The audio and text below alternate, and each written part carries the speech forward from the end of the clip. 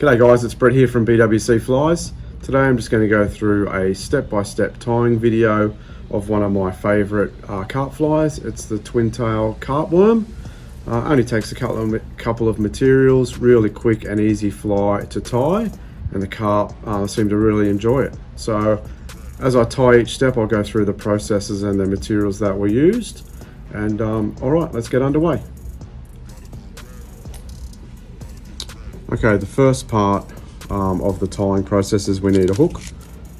So for the carp fly, I use the Partridge saltwater shrimp hook in the size 6. Find that to be a really nice size. And on the front of that, we need to put a 3.8 mil brass bead. So the brand that I use is Hanak. I find the finish on these beads to be really nice. I'm just going to slide that over that and pop that in the vise. Anyway, that's the bead, Hanak, in metallic red. We'll have those on the website soon. They're not loaded just yet. Bobbin with some thread, just in the tan colour. 210 type denier, 140 denier if that's what you got. Not too fussy. Anyway, I'm just going to lock this bead in behind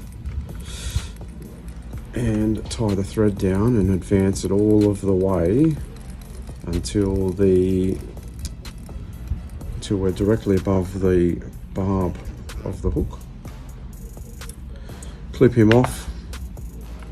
I then tend to go back fairly quickly, build up a bit more of a dam of thread behind this bead, and then a couple of little, just a little whip finish just to hold it in place.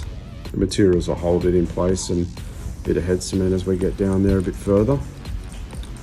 Alright, so the first material that we need is Hareline Ultra Chenille, or an Ultra Chenille of any type of brand in a 2 mil type size.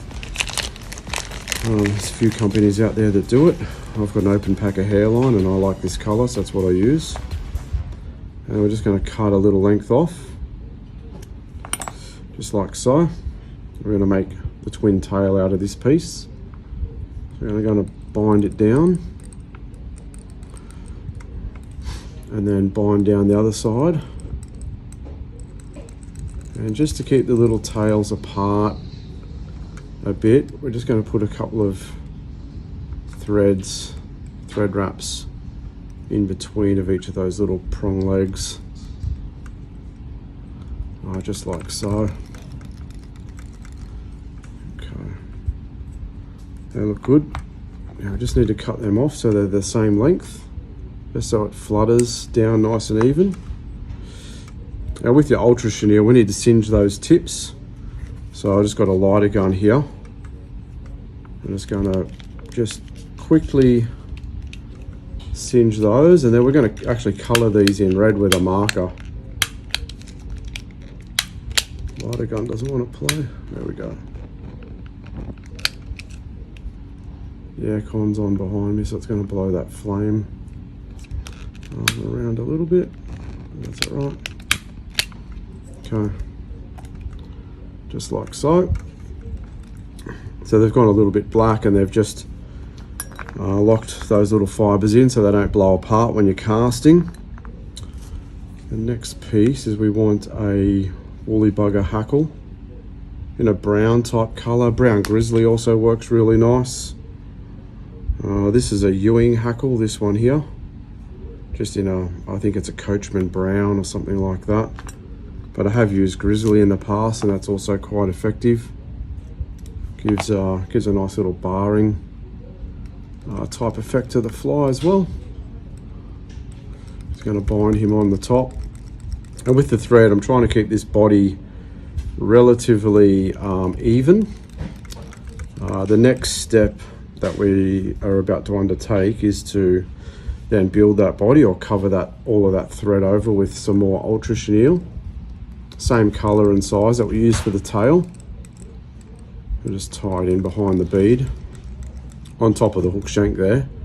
You can see it's nice and even, so do leave a little bit of space right here, just so when we finish with a hackle, I've got somewhere to tie it in, and I'm going to fill that in with a little bit of red dubbing. All right, so we're going to advance the chenille just with touching wraps. So what that means is that, you know, each wrap touches the previous wrap just gently. There we go. It's looking nice and even.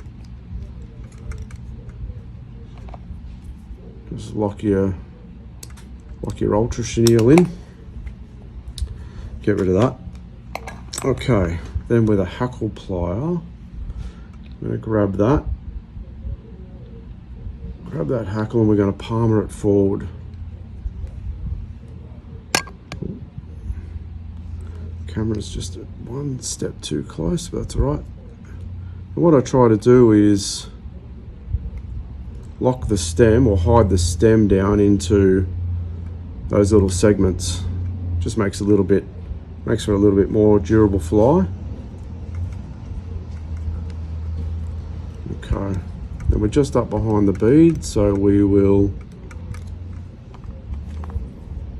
lock in your Hackle with a couple of wraps.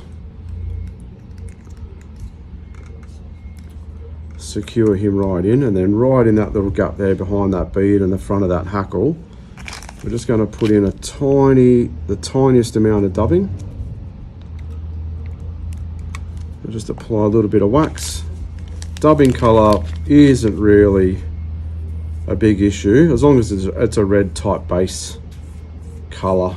So I'm using Hareline ice dub in claret at the moment, but Hens do a nice Spectra dub in a red, which is also what I've also used in the past.